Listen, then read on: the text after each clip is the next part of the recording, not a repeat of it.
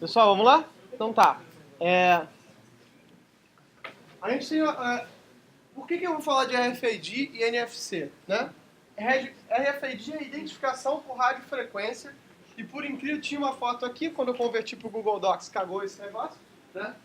Eu tenho que parar de tentar reaproveitar a apresentação, né, antiga. Mas tudo bem, tinha uma linda imagem. Que RFID, mais do que uma coisa importante, é um negócio que começou na década de 30.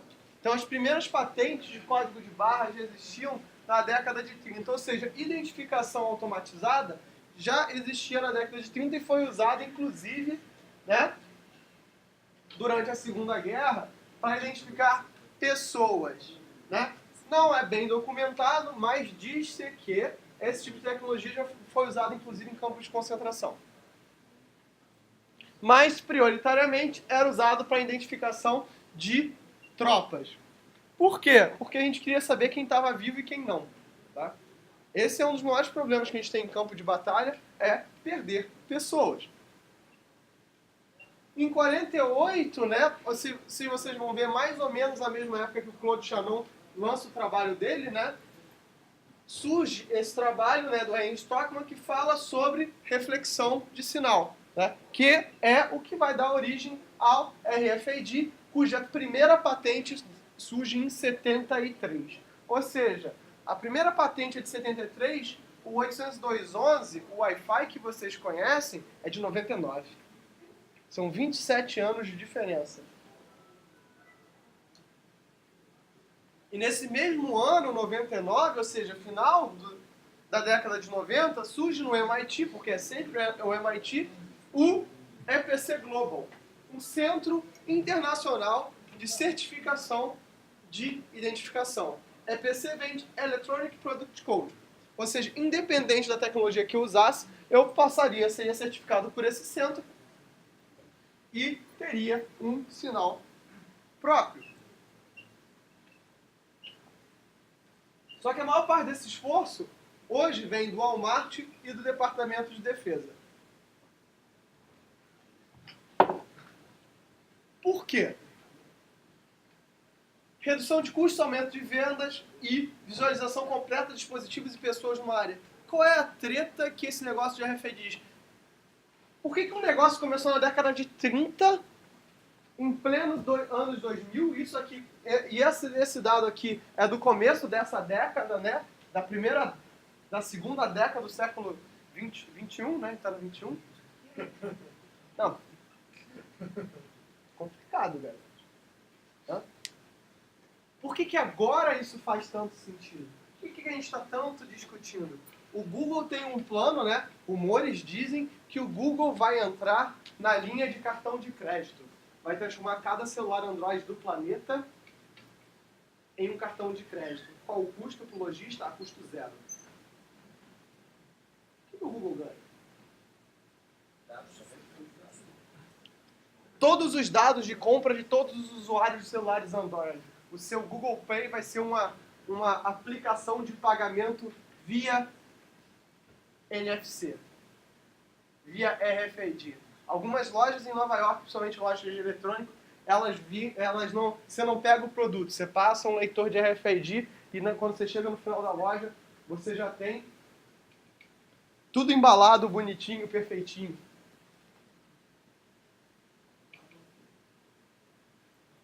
Aí eu volto para aquela discussão que a gente fez de IoT, né? Dispositivos inteligentes. E volto também para aquela história que eu contei para vocês sobre o Vincent Cerf, que ele queria automatizar a adega dele. Então, vocês começam a ver que é o seguinte, né? Por exemplo, quem aqui gosta de ir a banco? Cara, uma unanimidade. Que louco, né? Quem aqui prefere usar o aplicativo de banco do celular quando precisa usar? Ou seja, né? O que o RFID traz pra gente? A capacidade de identificação de estoque de itens sem necessidade de seres humanos. A automatização total do processo de compra, inclusive de movimentação. Hoje, uma maior parte desse estoque não é feito só pelo Walmart, é feito por outra empresa pequena, a Amazon. A Amazon, há 3 semanas atrás, já pela primeira vez na história, ultrapassou o valor de mercado do Walmart. É uma empresa maior do que o Walmart. Né? Ou seja, quantas lojas físicas a Amazon tem? 0. Ela trabalha com entrega. E ela anunciou que ela vai acabar com as entregas com seres humanos nos próximos 10 anos. Elas vão ser feitas todas via drone ou carros inteligentes. Como é que você identifica a entrega? Via RFID. Então a grande coisa é que agora todos esses produtos, eles nada mais são do que um item numa base de dados. Tudo é e-commerce. Na rede de quem fica que é o problema. Se o Google passa a ter os dados de todas as suas compras, ele pode inferir sobre coisas que você vai precisar comprar, dados seus padrões de compras anteriores. Por exemplo, né, eu tenho um problema muito grande com papel toalha na minha casa. Né? Por quê? Porque ou eu compro em quantidades industriais, ou eu compro 2. Qual o problema quando você compra em quantidades industriais? Né? A minha casa tem tipo 40 metros quadrados, ou seja, ou fica o papel ou fico eu. Quando eu compro 2, né, tipo assim, eu uso meio dia e já acabou. Porque, tipo assim, papel toalha acaba, vou secar, não sei lá o quê, vou limpar, acabou. Né? Imagina que eu pudesse decidir que, assim, Cláudio é imbecil, vamos comprar papel toalha para ele, automaticamente. Ou, isso pode parecer bobagem, mas se não é o caso do papel toalha, se você é cardíaco e você precisa de um remédio, que essa compra possa vir automaticamente para você. Um hospital precisa do que quer que um hospital precise, mas isso vem automaticamente. A ideia é essa, né? Para as Forças Armadas, isso é identificação de pessoas em desastres. Tá? Como é que eu identifico soldados em desastres ou em ações militares? Como é que eu identifico perda de material? Imagina isso aqui do Rio de Janeiro. Sumiu um fuzil do quartel da PM. A gente sabe pela quantidade. A gente nunca sabe qual é. Na verdade, a gente até sabe, só que tem que fazer o papel.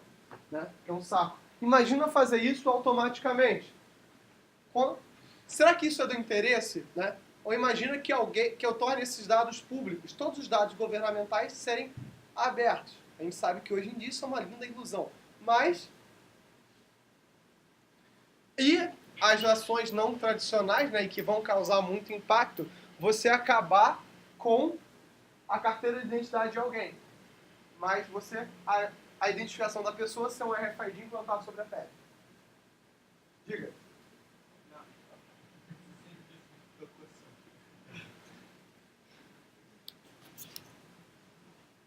Hoje, né, a maior parte das aplicações de RFID comerciais que a gente tem são sistemas isolados que trabalham com leituras simples e crescimento lento. Crescimento das aplicações, não, mas crescimento da escala da aplicação. Tipo, você não chega de ter, tipo, não vai ter um fazendeiro que tem 1 bilhão de cabeças de ovelha. Isso não existe. Eles vão trabalhar na ordem de milhares ou até de milhões, mas numa escala mais ou menos fixa. Né? O número de carros não aumenta exponencialmente de um ano para outro. Né? Não tem um patrão ficou maluco, o carro a R$15,99. Isso não existe. Então, em 2005, né, o Walmart disse o seguinte, olha, eu vou entrar em contato com um conjunto muito grande de empresas e vou dizer o seguinte, cara, eu quero acabar com as pessoas nas minhas lojas físicas. Cara, mas eles já não ganham mal? Ganham mal. Mas mais barato do que ganhar mal é não pagar ninguém. E isso gerou, dentro do cenário americano, uma discussão que está causando impacto até hoje. Né? Eu posso demitir essas pessoas? Você pode. Não, gente, olha só, vou fazer assim. Eu tive essa discussão muito séria com o pessoal de saúde semana passada, que é assim, nós não temos conselho de ética em computação. Então, nada do que a gente faz como pesquisa passa pela aprovação do conselho de ética. E o que o conselho de ética diz? Você deveria fazer isso? Mais do que você pode. Provavelmente a gente até pode. Mas você deveria? Aqui essa é a discussão que gerou. O Walmart gerou em 2005 e está abalando até hoje. Você deveria? A China trabalha com uma quantidade muito grande de fábricas que conhecidamente trabalham em condições subhumanas. Os Estados Unidos fez melhor. Disse, até 2025 nós vamos trabalhar com fábricas 100% automatizadas. Porque aí ninguém trabalha em condições desumanas. Simplesmente não trabalha. E aí, o que eu faço? Isso pode, conceitualmente, dentro das relações de trabalho que a gente tem quanto sociedade, né? Isso é factível, isso é válido, dá para ser assim? Nós vamos participar deste movimento e estamos ok com isso? Porque mais importante do que entender a parte técnica disso aqui, vocês têm que entender as implicações sociais do que isso vai causar no mundo. Então, o crescimento é de 4 bilhões de tags por ano. A gente saiu daquela escala de milhares, talvez milhões, para crescimento de bilhões de tags por ano, com 300 mil leitores diretos. E quem são esses leitores diretos? Né? São os celulares de vocês, o dispositivo, né, mais bizarro da história da humanidade. Se vocês pararem para pensar, se eu disser para vocês que a linha da Samsung Galaxy, a linha S, né, tem um endereço MAC, que é a tua rede 802.11, um endereço MAC, que é a tua rede Bluetooth, um endereço MAC, que é a tua rede GSM, e agora tem um endereço MAC, que é a tua rede NFC. Então, se você já fizeram esse tipo de brincadeira interessante, que é a seguinte: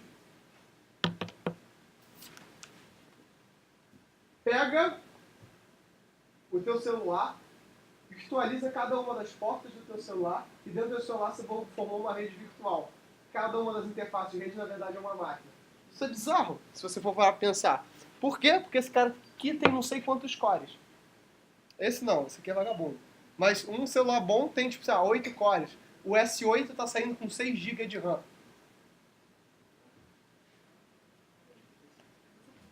Hã? É bizarro.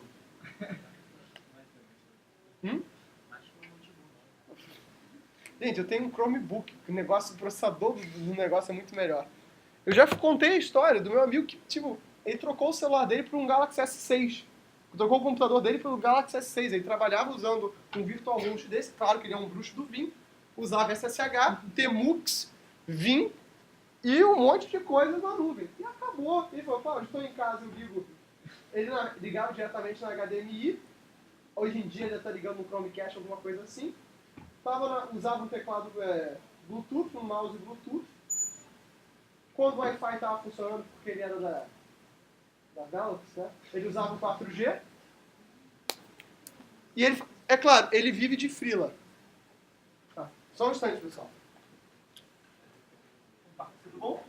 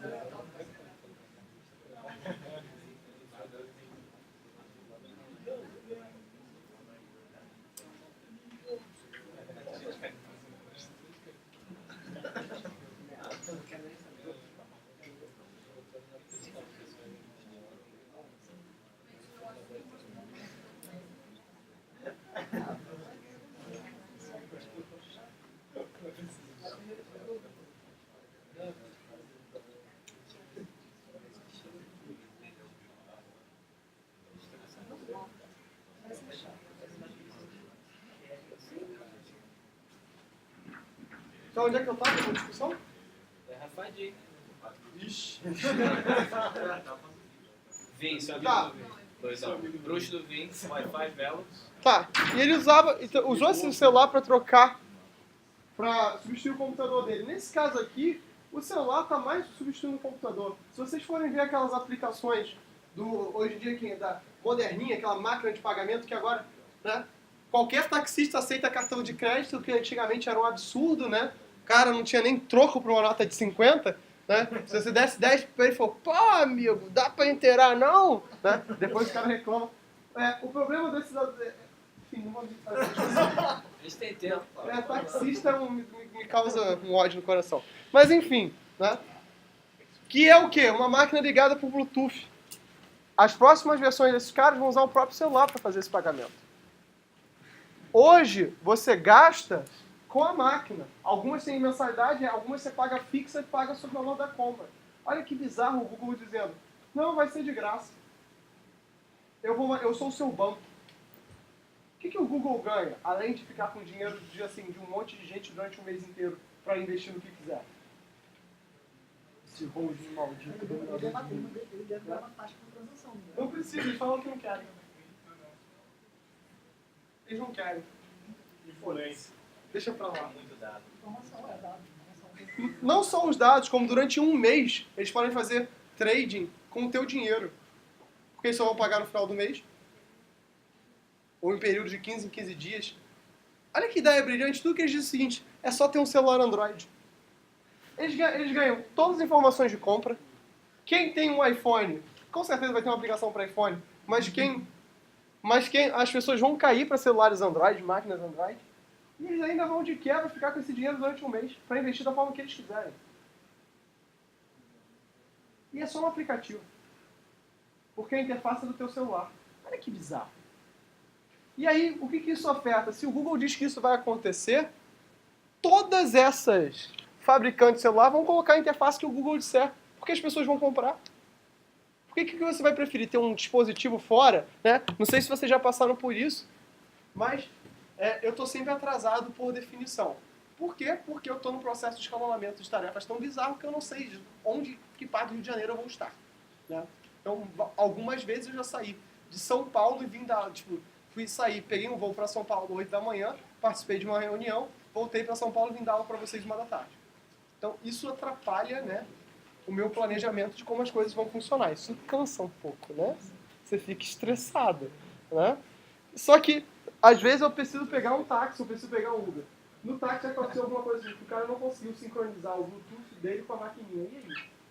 E eu falei pro cara, eu não tenho dinheiro, só tenho cartão. Isso já causou alguns estresses alguma vez. Eu tive que vir aqui, sacar dinheiro, dar pro cara. Mas enfim. Dava lá pros 10. Né? Taxista. Essa iniciativa torna o seguinte, torna todo o dinheiro virtual. Se não me engano, era a Estônia também que tinha proposto agora, que tornar todo o dinheiro 100% virtual, não ter mais dinheiro físico, até 2030.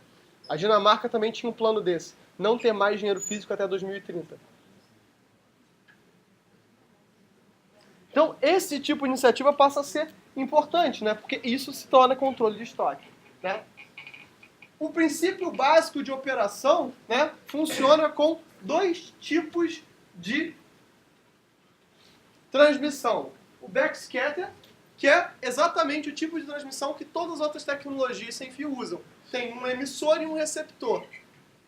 E eu faço com que essa, né, transmissão de sinal aconteça.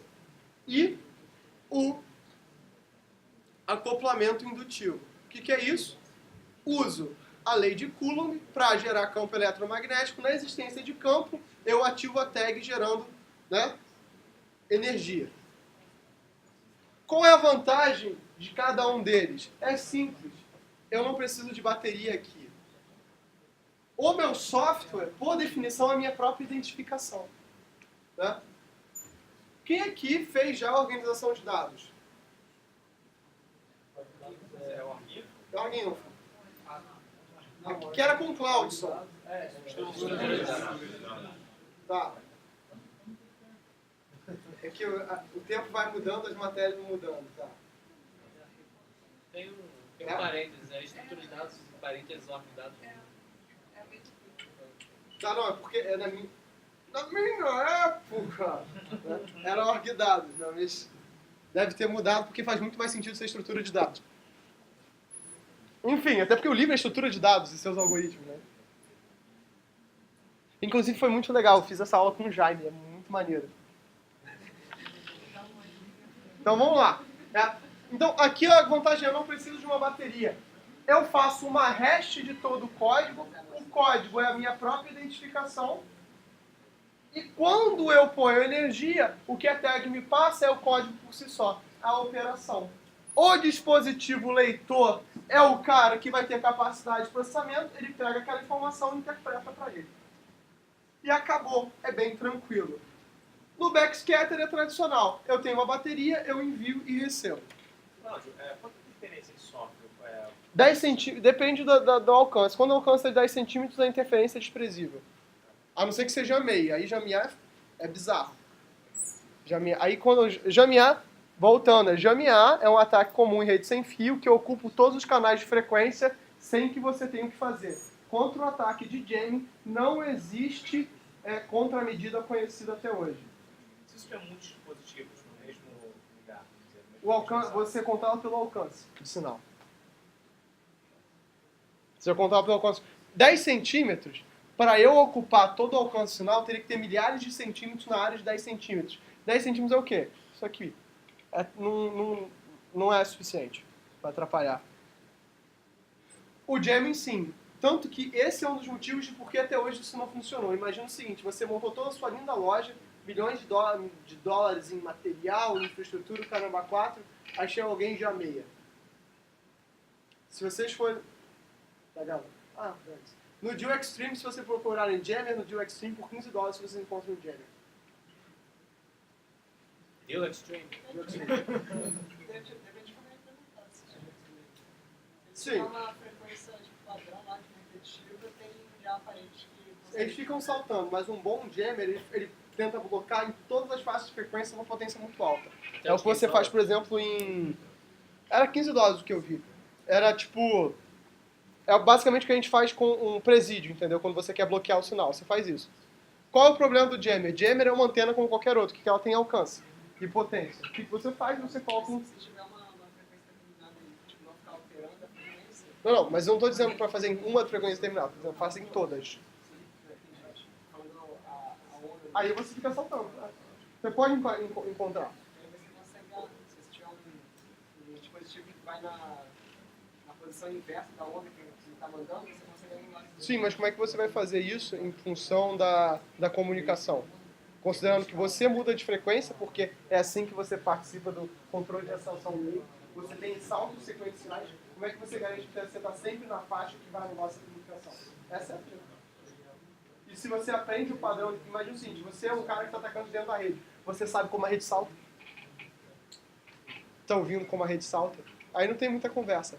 O Bluetooth faz justamente isso. O Bluetooth diz o seguinte, o Bluetooth é dividido em 3 fases. Uma é a fase de inquérito ou inquiry, né? Inquérito é a tradução que o Kurose dá para a fase, que, enfim, traduções de livros são mal feitas, não posso dizer isso, porque colegas meus já traduziram esse livro. Mas é uma tradução mal feita e vagabunda, né? Chamada de fase de inquérito, que você busca em todas as faixas de frequência para achar onde o cara está saltando. Se eu posso fazer isso para o Bluetooth, eu posso fazer isso para tudo.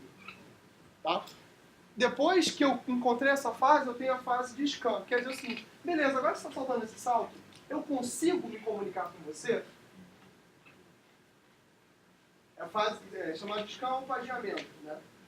Paginação. Paging, em inglês. Né? E uma vez que isso está, você tem a fase de conexão. Então, até eu descobrir isso, o jamming já alterou. Essa é a treta. O jamming é muito mais rápido porque ele não precisa de uma lógica forte. Ele pode ir na força bruta. Aí a potência de sinal mais força bruta, um bom jammer você não tem o que fazer. Esse é um dos motivos de por que as Forças Armadas também não usam rede sem fio até hoje, em qualquer operação. Né? A gente fez a gente, Cláudio, né, trabalhou num projeto, né, que era um projeto aqui do MOD, que o menino era um menino da aeronáutica, que a gente estava buscando assim. Vocês sabem como é que numa missão das Forças Armadas você monta infraestrutura de comunicação? Você pega uma caixa de 500 kg de cabo, põe numa caixa de metal e joga de um avião com paraquedas e torce para que tudo dê certo. E do lado você diz para um cara que você treinou durante 2 anos, gastou alguns milhões de dólares treinando o cara, né? Um maluco sinistro, um cara que é um psicopata treinado, né? Um maluco, você jogou ele na selva, jogou ele na água, botou ele com dor e sofrimento e disse o seguinte, você, cara, que eu investi para proteger o meu país, vai você e essa caixa de 500 kg de metal um do lado do outro. Qual é a chance disso dar errado? É alta, né, gente? Então, né? Ou seja, e não sei se vocês já viram alguém saltar de paraquedas esse negócio não é exato, não é um esporte de precisão. Você joga algo de um avião e a gravidade faz o resto do trabalho. Isso é muito custo. Só que a gente tentou fazer um projeto que era como se fosse um carro, tipo uma Kombi, era uma Kombi de telecom. Ela ligava com um satélite e comunicava com um determinado range do acampamento. O que a gente não consegue deter? Justamente, né, o jamming. Porque você tem que simular cenários de ataque, né? Aí esse ataque é tipo, tentaram explodir o caminhão, o que você faz? Né? E aí, tipo, são ataques só um instante. Diga.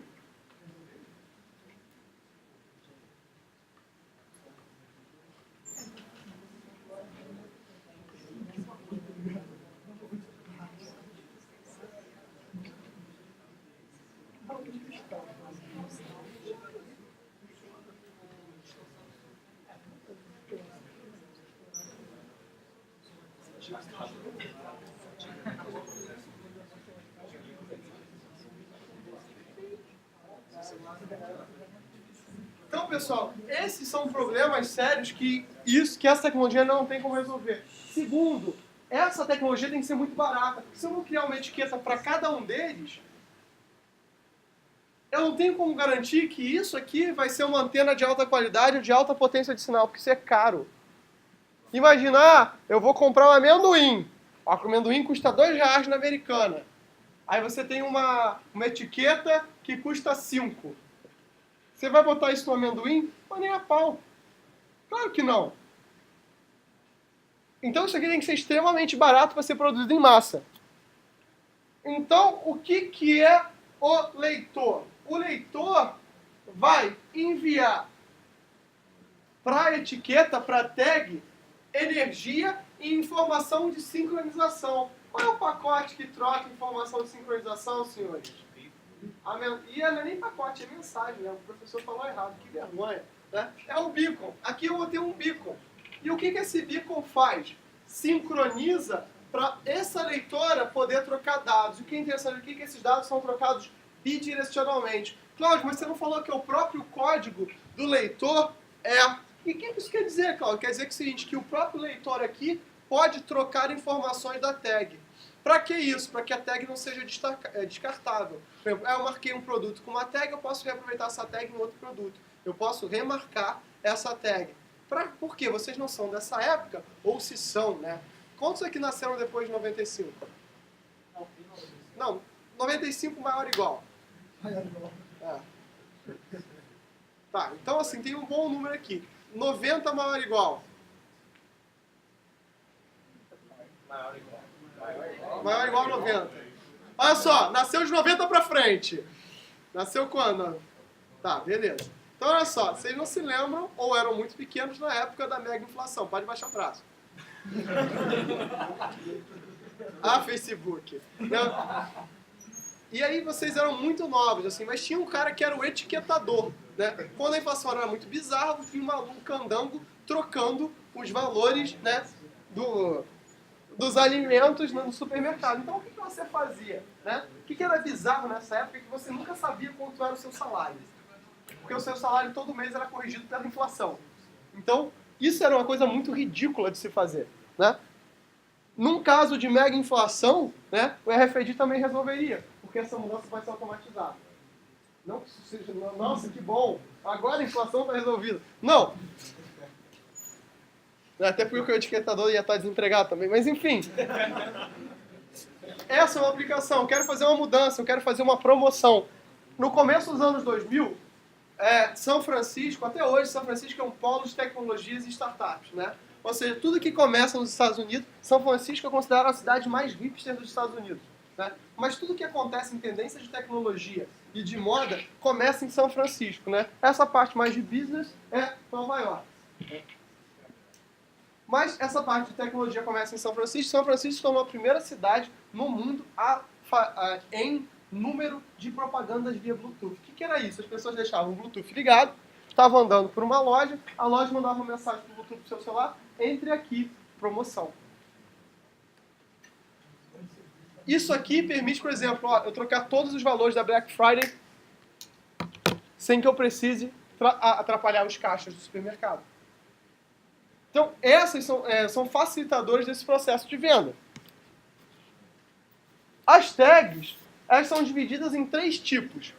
Eu tenho a tag passiva, onde a energia é provida pelo leitor.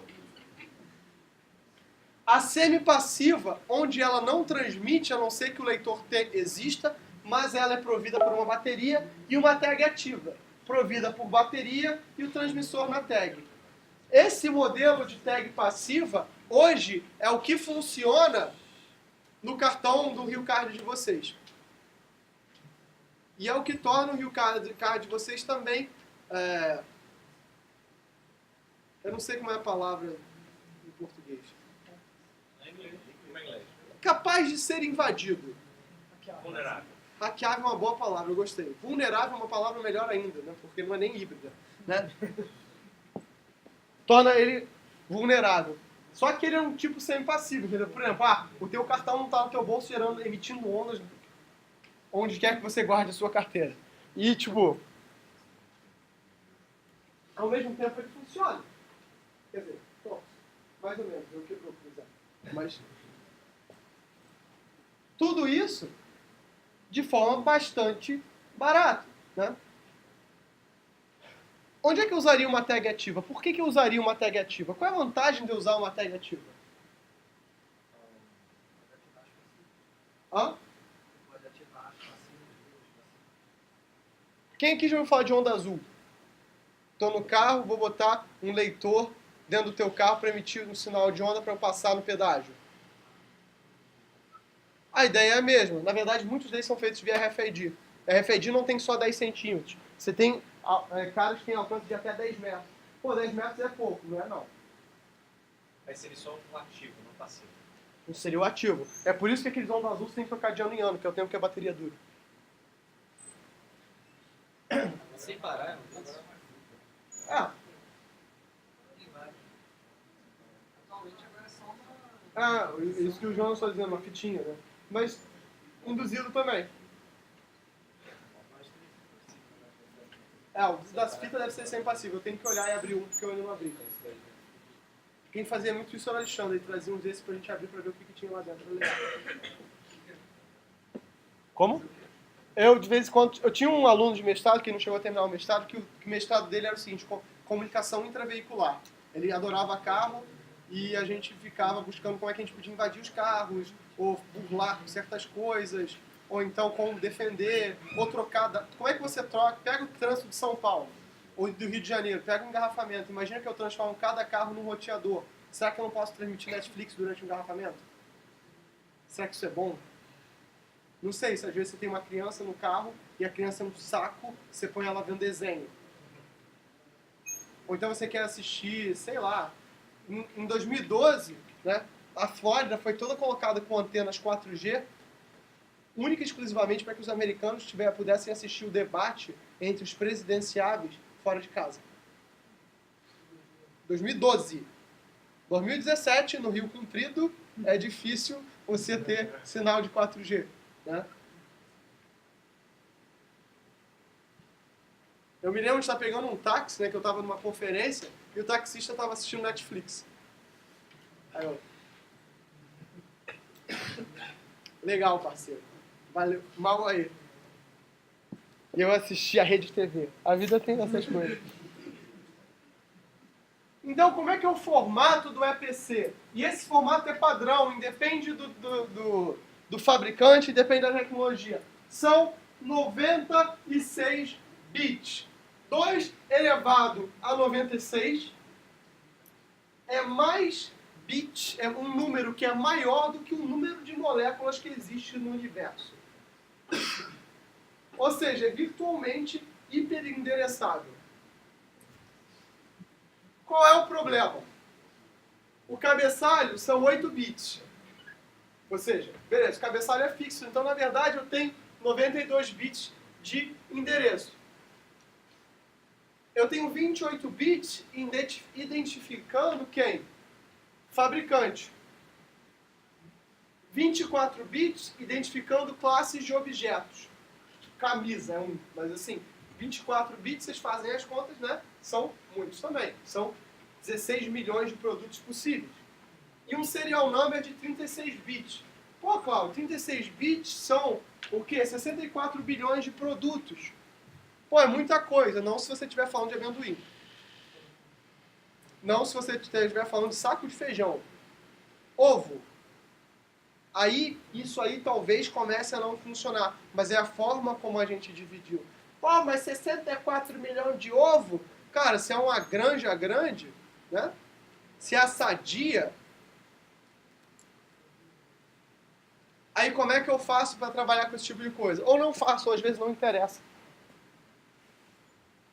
Ou seja, 268 milhões de empresas podem categorizar 16 milhões de produtos com até 687 bilhões de unidades individuais. É bastante coisa, mas não é infinito, como a gente pensava. Entre as tags, eu posso classificar elas em função de quê? Da faixa de frequência. As tags de low frequency são as tags que a gente hoje usa, inclusive no nosso cartão do Rio Card, né? Que é uma tag que é o alcance de leitura de 10 centímetros, né? Ela é magnética e é usado, né, além de smart card, para ticketing, você botar tags em animais, né, você garantir aplicações de zoologia. Né? High frequency vai para 1 metro, ultra high frequency indo para 2 a 7 metros, que é onde a gente usa, né, para identificação de veículos. Né? E microwave, que é de 1 metro, e o microwave é usado para segurança. Por que eu estou usando micro-ondas para segurança e não o magnético? Porque o microwave ele é direcional.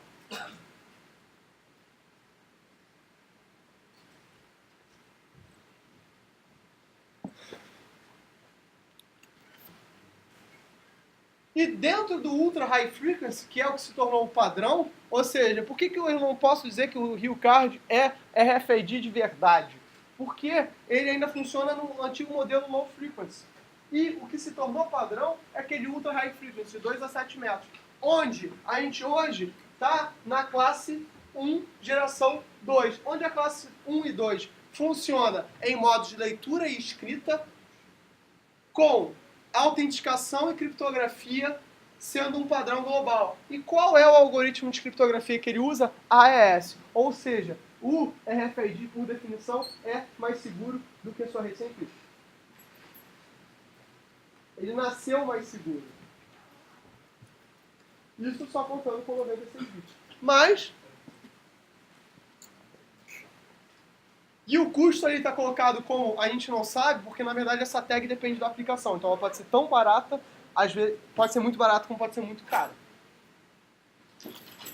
E aqueles custos que eu coloquei ali em cima, o que acontece? Aqueles custos diziam o seguinte: começou-se caro e ficou barato. Era o mesmo caso das placas de rede sem fio, né? 802.11, do Bluetooth, né?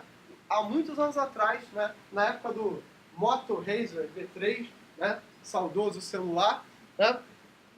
Você ter um chip Bluetooth de comunicação era extremamente, né? Tipo, uau, meu celular tem até Bluetooth. Você não usava para nada que não fosse para trocar toque e de vez em quando uma foto mal tirada.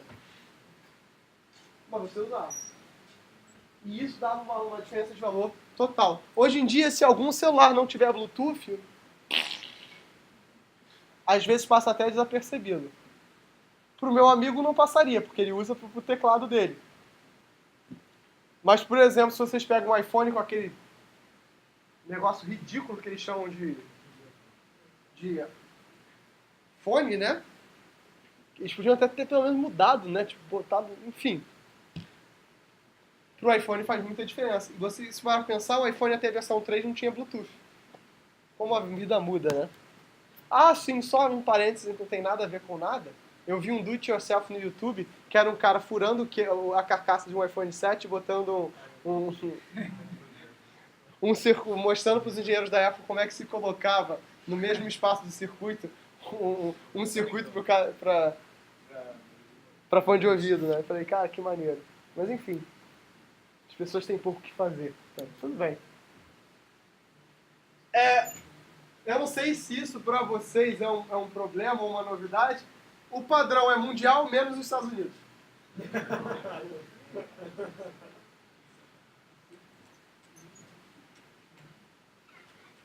Os dados que você vai ter tipicamente numa tag são a identificação de 96 bits, um kill code de 24 bits e uma checagem de redundância cíclica de 16 bits, né? Onde eu vou ter sinais de inicialização, o tree transversal, que é de tags individuais, e a comunicação para mandar taxas, mandar mensagens para as tags. A taxa de comunicação é fixa, ou é 12 microsegundos, a cada 12,5 microsegundos eu mando um bit, ou um bit a cada 12,5 microsegundos, façam as contas, né? Ou lenta, que é de 62,5 microsegundos, eu mando um bit. Ou seja, na ordem de caixa. A leitura é ou por AM ou por FM. Né? Eu leio tags em divisão de tempo ou de frequência, normalmente por divisão de frequência. E aí, o Ageu falou para vocês de codificação Manchester, né? Alguém falou em fundamentos ou circuitos sobre codificação Manchester? Hã? Beleza. Para casa. Vocês vão entregar para mim, depois da semana de computação, um trabalho de 2 páginas sobre o que é a codificação Manchester e como funciona. Gente, assim, é bem tranquilo. Vocês vão ler no Wikipedia e falar, é isso? A ideia é a seguinte, eu não vejo o bit em si, eu vejo a variação dos bits. Olha, se eu mudei de 1 para 0, ou de 0 para 1 é 1, se eu mantive 1 e 1 seguido é 0, se eu mantive 0, 0 é 0, tá? Por quê? Porque é mais fácil eu pegar a variação de sinal do que ficar calculando diferença de voltagem.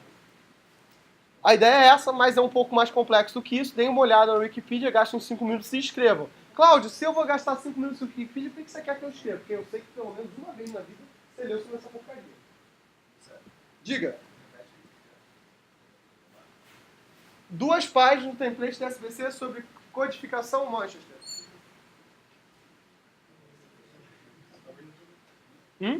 Talvez eu tenha ouvido com esse nome, codificação Manchester, mas essa parte de você levando troca de negócio. Não, porque é assim que a gente trabalha com redes até hoje.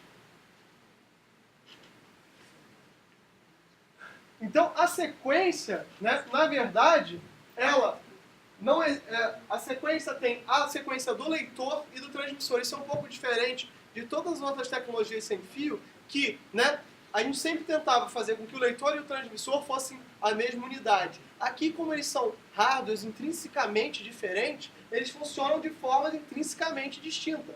O leitor tem um power-up, que é um acordar, ou seja, o leitor não está funcionando 100% do tempo. Ele reseta todas as informações dele a cada leitura que ele faz uma calibração do sensor dele, ou seja, da antena, calibra os dados que ele vai mandar em função do formato e gera um conjunto de comandos globais e usa esses binary transversals, ou seja, essas mudanças de modulação para transmitir sinal. Ou seja, isso aqui acontece 100% do tempo. Depois eu vou ter um pacote de 112 bits que vem da tag, né? Que é cada um desses binary transversos que vai ter um campo de controle, que vai dizer que se é data ou se é nulo, uma identificação e um CRC. E é isso. Na verdade, o que eu fico lendo é esses binary transversals o tempo todo, essas transversões binárias. Cláudio, o que isso é? É leitura de bits simples. Cláudio, o que um leitor faz? Parser de string. Coisa que vocês aprendem no primeiro período.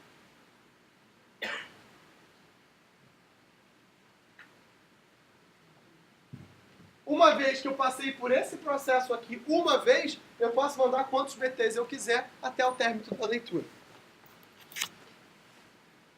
Isso é isso que eu falei, só que descrito em passo. Os leitores, né? Eles já são um pouco diferentes, né? Enquanto as tags têm nível Estados Unidos e nível resto do mundo, os leitores eles variam de frequência de acordo com as frequências licenciadas no resto do mundo. Em cada parte do mundo, o Brasil está seguindo a da União Europeia. Por quê? Eu não lembro. Mas, na verdade, tinha alguma coisa a ver com a faixa licenciada que isso foi vendido na época. Mas, para vocês terem noção, isso foi vendido junto com o sinal de WiMAX. O WiMAX é a tecnologia I3E802.16. O I3E802.16 é o equivalente 4G.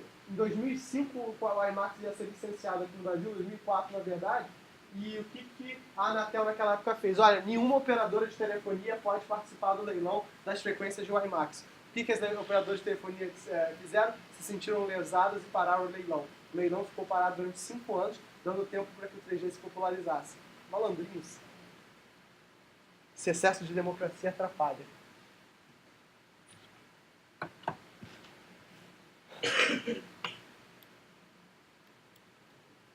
Então, o leitor deve entregar energia suficiente para carregar a tag, ou seja, né, um leitor de baixa potência muitas vezes não causa o efeito de campo para que a tag seja carregada.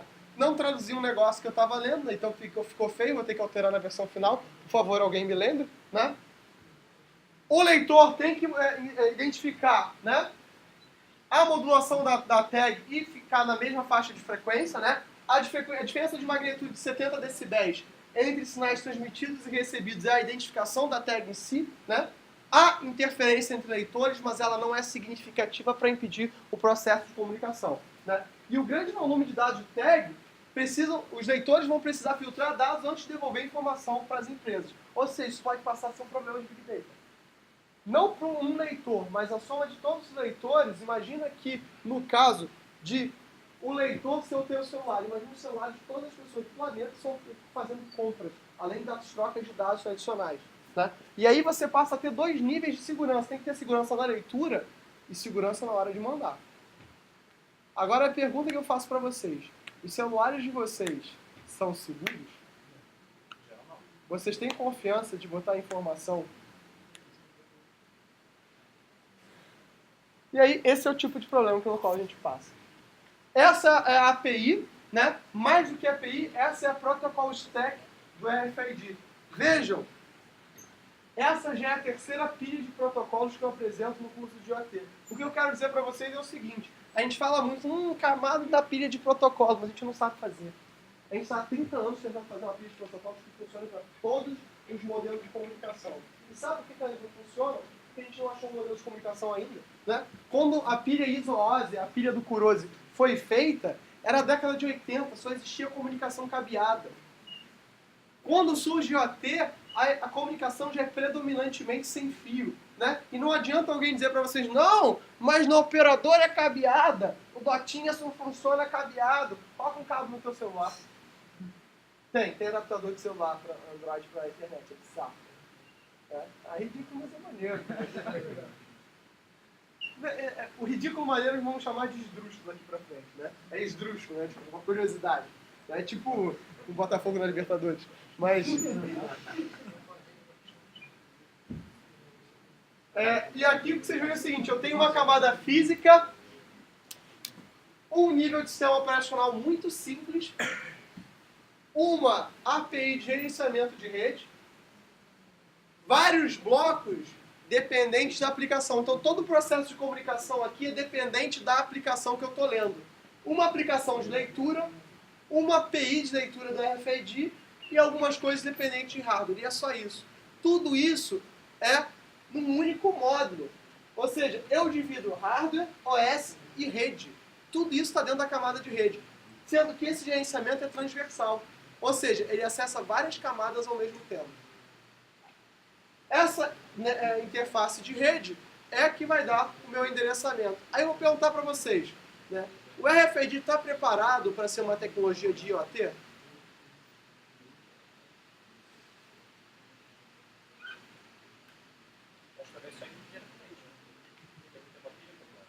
Ele não tem uma pilha completa, perfeito. Mais do que isso, ele não tem comunicação de rede de roteamento. Como é que eu posso encontrar uma única tag? A próxima versão, hoje em dia, já se estuda redes de RFID. E aí sim, aí faz parte da internet das coisas. Tá?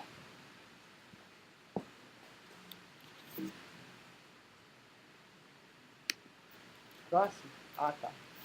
E aqui, Near Field Communication, né? Por incrível que pareça, essa é a imagem oficial da página do LFC. Nossa, que bacana, né? O pessoal é muito bom.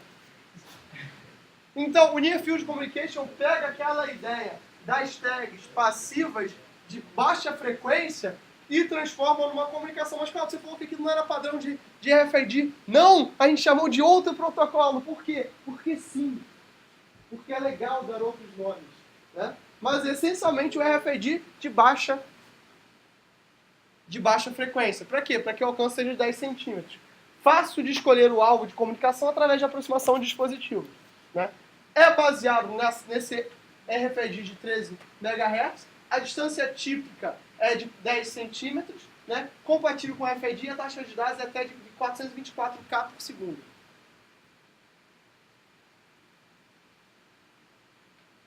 Hoje em dia, quando eu fiz os dados de 424K, hoje em dia já está 40 MB por segundo. A próxima versão vai fazer 400 MB por segundo.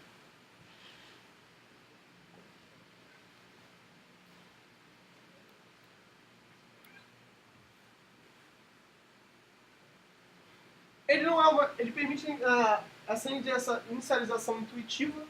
Funciona com ambiente de interferência, porque eu mitigo a interferência devido à distância.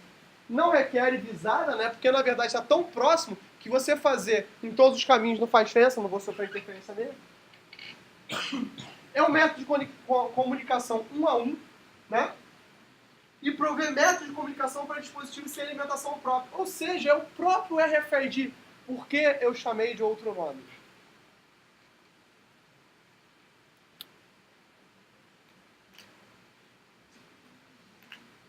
Por que eu chamei de outro nome? Por que eu não chamei de RFID Low Frequency? Por que eu chamei de NFC? Para desassociar os padrões, porque a mesma empresa não precisa ser responsável por duas coisas. Basicamente por isso. Como é que é? Não. São organizações diferentes que padronizam o NFC e o RFID, por mais ridículo que isso possa parecer. Tem um padrão ISO, é o 18092. Tem compatibilidade, olha que loucura, tem compatibilidade com RFID, ou seja, intercambiável o que é RFID e o que é NFC. Olha que coisa esquizofrênica. Eu sou um outro padrão, que se comunica com o seu padrão, porque na verdade eu sou o seu padrão, entendeu? É tipo aquele filme do James Franco, igual, mas diferente. É isso, né? É o mesmo protocolo e usa o mesmo tipo de endereçamento. Por quê? Por que não?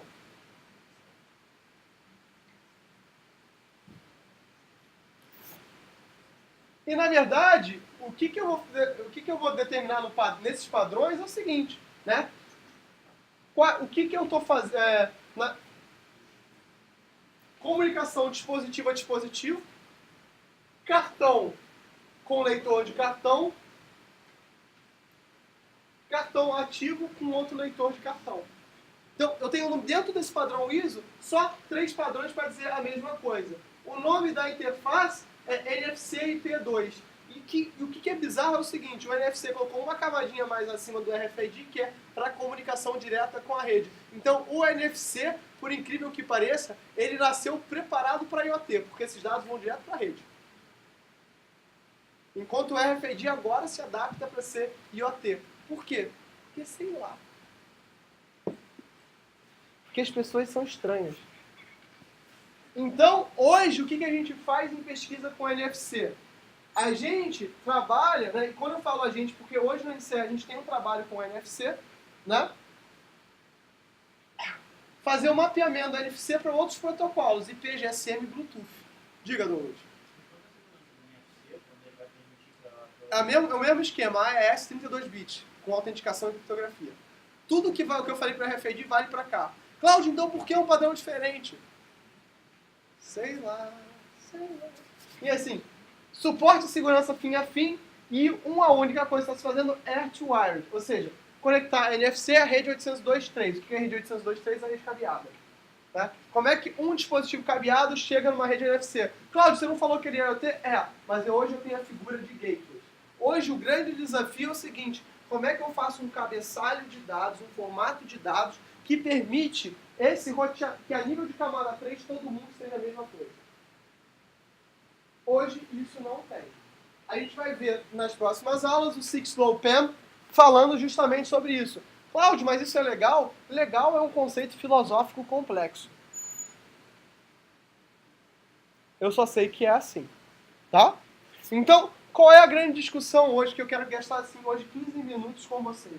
Eu quero que vocês assim, manifestem o seguinte, né? Esse pensamento. Eu estou aqui, né, produzindo essas chaves, né? Ou seja, várias pessoas que trabalham com estoque, trabalham com gerenciamento, vão, né, são empregos que têm que desaparecer. E, Cláudio, você acha que esses empregos têm que desaparecer? É claro que eu acho que eles têm que desaparecer. Eles não são bons empregos. Não são empregos úteis. As pessoas não estão fazendo nada lá que, tipo, sei lá, que esteja modificando o mundo ou esteja ajudando essa própria pessoa. São empregos pesados, ou de carregamento de carga, ou de etiquetagem. Mas esses são empregos dessas pessoas. Pessoas honestas que trabalham, cidadãos de uma sociedade que estão cumprindo o seu papel, que hoje tem uma atividade, que em geral é muito baixo remunerado, né? Remunerado de forma muito ruim. E agora, o que eu faço quando esses empregos somem? Isso é uma questão muito séria, porque vocês, como cientistas da computação, vão estar implicados nos próximos 20 anos nesse tipo de mudança diretamente, querendo ou não. Vocês vão trabalhar em empresas de e-commerce, vocês vão trabalhar em empresas de OT, vocês vão trabalhar em empresas de tags, e aí? Empresas de segurança, e aí?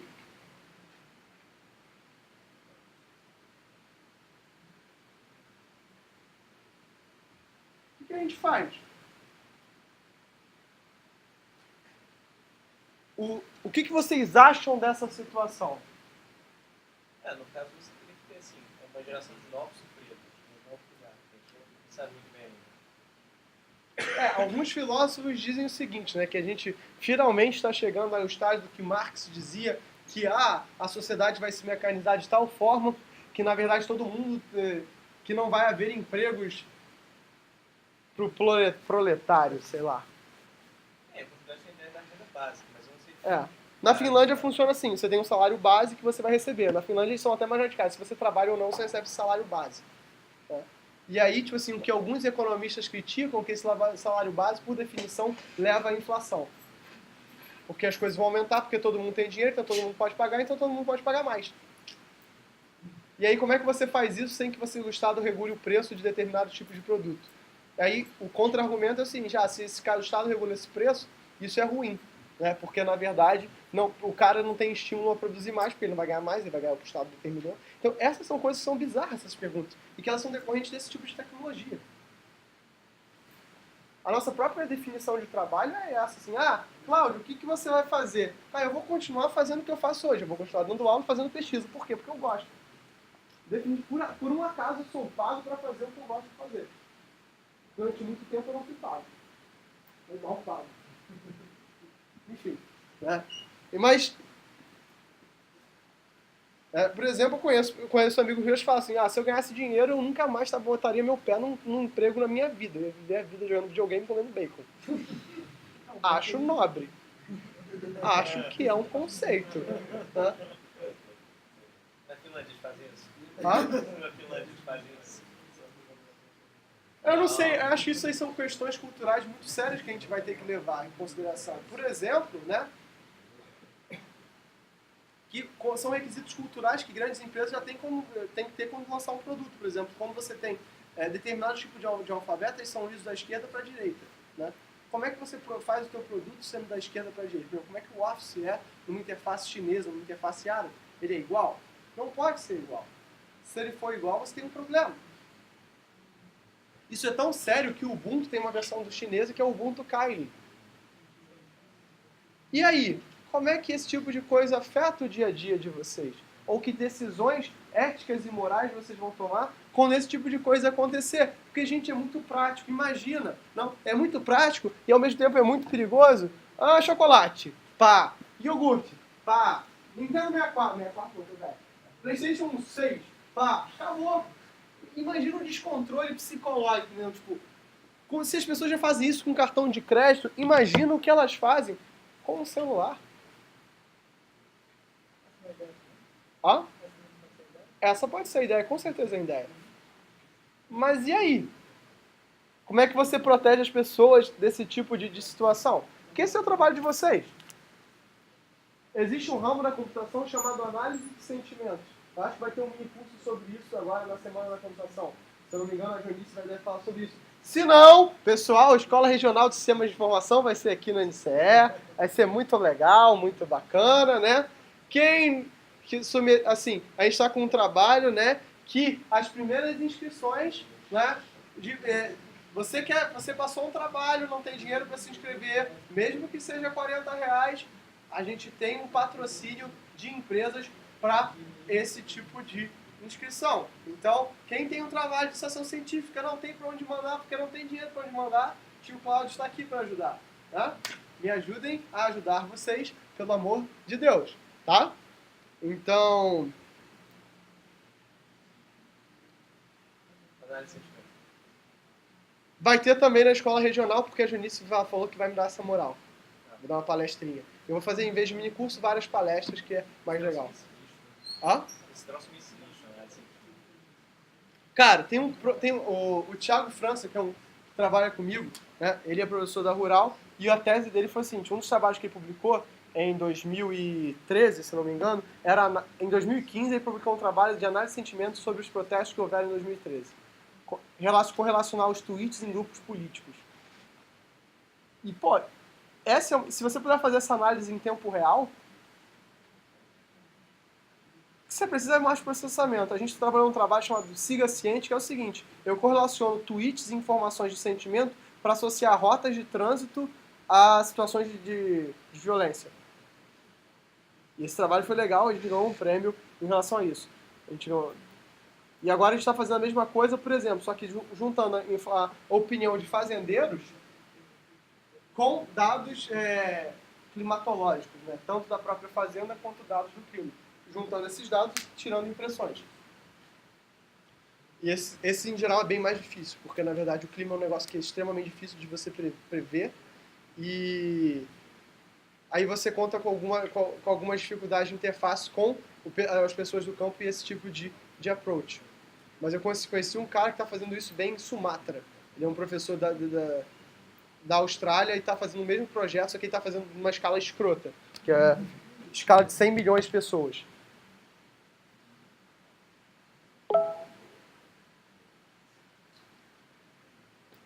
Fazer parte dos teus hábitos. Não. É muito difícil. Vocês vão aprender o seguinte: quando vocês forem trabalhar fora daqui ou fazer pesquisa, que as pessoas não gostam de liberar dados. Ou quando liberam uma parcela dos dados que é não significativa, isso torna um inferno você tirar qualquer impressão real sobre o universo. Por que a gente usa tanto o Twitter? Quantos de vocês usam o Twitter ativamente? Pronto. Isso explica o seguinte: por que a gente usa tanto o Twitter para esse tipo de análise de sentimento? Porque é que tem a melhor API para a gente pegar os dados. O Facebook é um inferno na Terra, mas com certeza a opinião do Facebook é muito melhor. Ah, e outra coisa, né? No Twitter as mensagens são menores, são mais fáceis de armazenar. Então, ok, senhores? Por hoje é só. Vocês estão liberados. Bom final de semana. Boa semana da computação para vocês. Participem. Não tem aula nas semanas que vem, porque eu vou estar nas palestras. Aproveitem. E fica o trabalho de codificação Manchester para a próxima terça-feira, sem ser...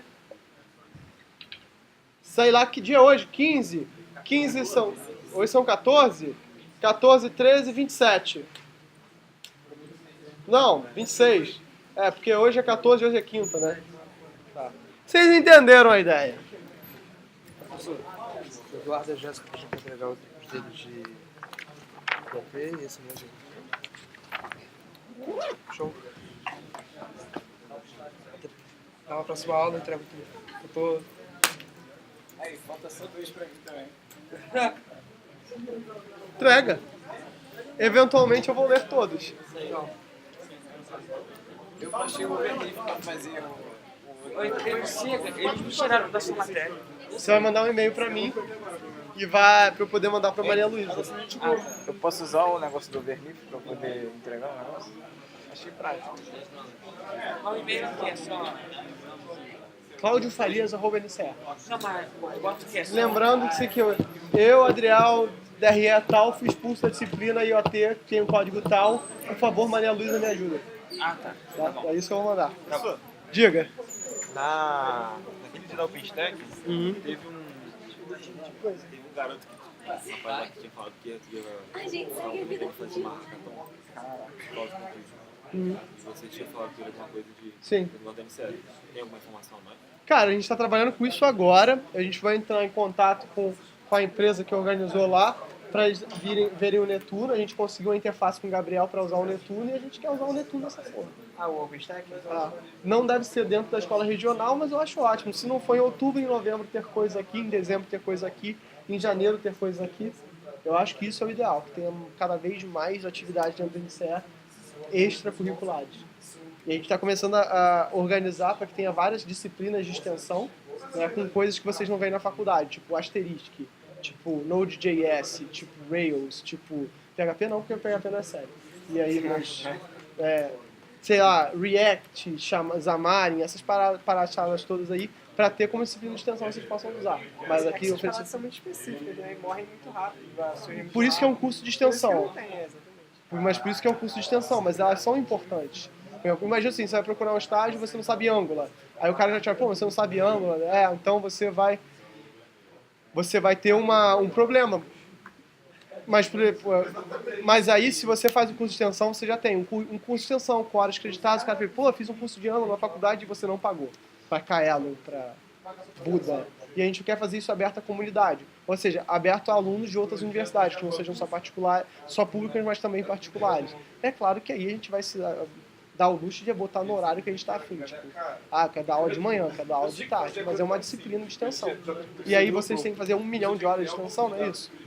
Eu não sei como é que funciona esse negócio. Pessoal que tá entrando agora.